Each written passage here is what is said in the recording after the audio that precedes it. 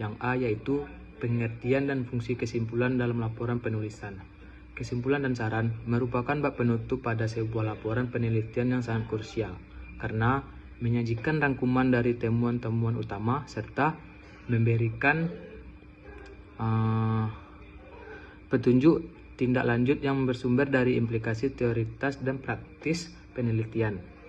Bagian ini juga harus disusun dengan mempertimbangkan segala keterbatasan yang ada selama penelitian, sehingga memberikan nilai tambahan baik bagi pengembangan ilmu maupun penerapan praktis di lapangan.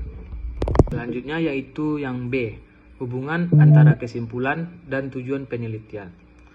Kegunaan penelitian memiliki keterkaitan yang sangat erat dengan tujuan penelitian itu sendiri.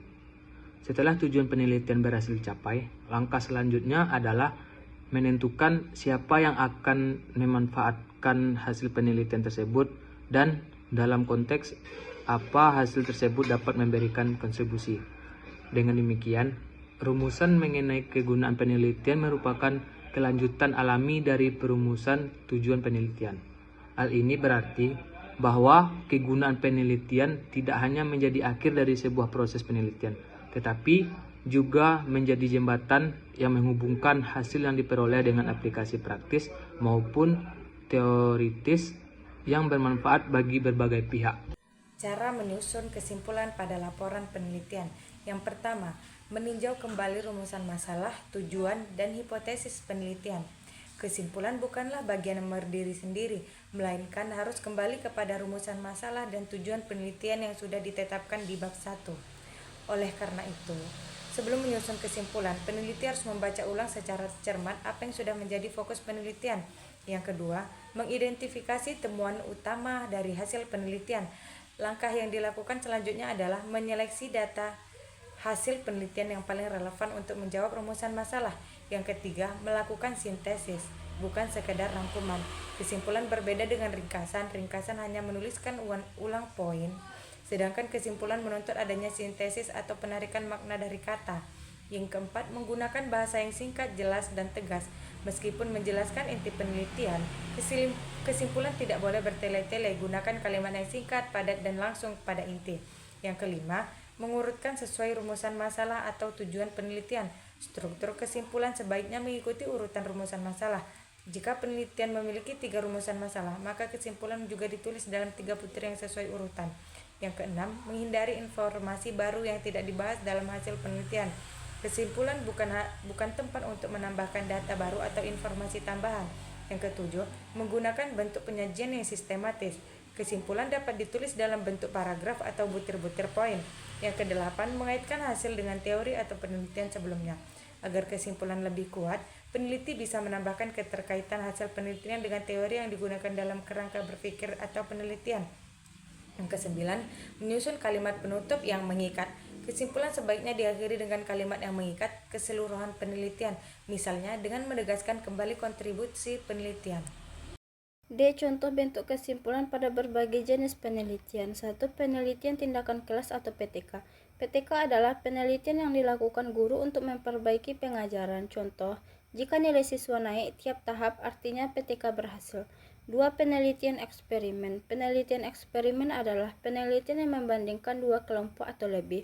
Contoh dalam penelitian eksperimen, lingkungan belajar yang baik dan perhatian orang tua terbukti secara langsung meningkatkan prestasi belajar matematika siswa. 3. Penelitian R&D mengembangkan produk seperti modul atau media dan menilai kelayakan serta efektivitasnya. Kesimpulannya mencakup validitas produk dan dampaknya pada pengguna. Contoh modul pembelajaran matematika dinyatakan valid, mendapatkan respon positif dari siswa dan guru, serta meningkatkan hasil belajar siswa 14 poin. Kesimpulannya modul ini layak digunakan. 4. Penelitian korelasi Korelasi bertujuan melihat hubungan lebih variabel. Contohnya, dalam penelitian pengaruh lingkungan belajar dan perhatian orang tua terhadap hasil belajar matematika siswa kelas 5, ditemukan bahwa lingkungan belajar dipengaruhi positif dan signifikan. Perhatian orang tua juga memberikan pengaruh positif sebesar 33,9% secara bersama-sama. Keduanya berkontribusi sebesar 48,3%. 5. Penelitian gabungan. Contohnya, penelitian kuantitatif dan kualitatif mengkonfirmasi bahwa lingkungan belajar dan perhatian orang tua secara signifikan mempengaruhi hasil belajar matematika siswa. 6. Penelitian deskriptif. Penelitian ini berfokus pada penggambaran kondisi atau fenomena yang ada berdasarkan data yang telah dikumpulkan. Contohnya, meskipun lingkungan belajar siswa sudah baik, perhatian orang tua masih rendah menyebabkan separuh siswa gagal mencapai KKM matematika. 7.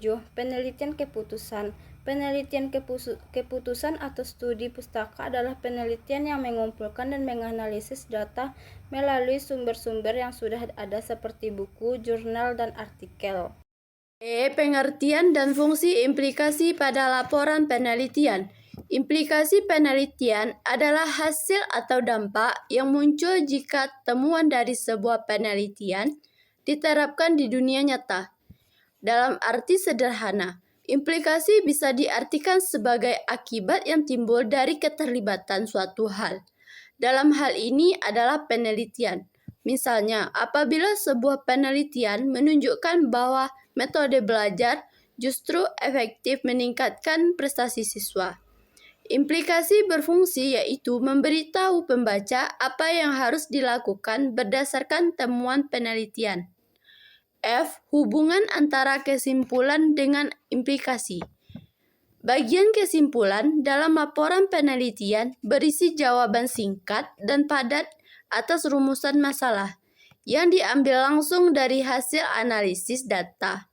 Singkatnya, kesimpulan menjelaskan apa yang ditemukan, sedangkan implikasi menjelaskan apa arti dari temuan tersebut.